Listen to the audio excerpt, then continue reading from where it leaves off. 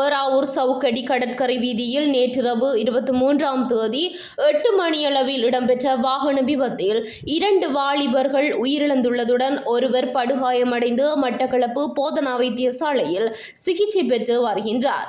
3 இளைஞர்கள் பயணம் செய்த மோட்டார் சைக்கிள் எதிரே வந்த சிறிய லோரி ரக வாகனத்துடன் மோதியுள்ளது.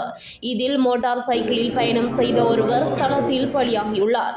ஏனைய இருவரையும் ஏறாவூர் வைத்தியசாலைக்கு கொண்டு செல்லும் வழியில் ஒருவர் மரணமடைந்ததாகவும் மற்றைய வாலிபர் மேலதிக சிகிச்சைக்காக மட்டக்களப்பு போதனா வைத்தியசாலைக்கு அனுப்பப்பட்டதாகவும் ஏறாவூர் போலீசார் தெரிவித்தனர்.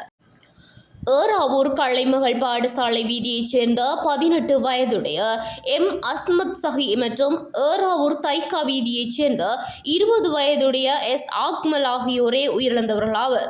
இவர்களது தலையில் பலத்த காயங்கள் காணப்பட்டன.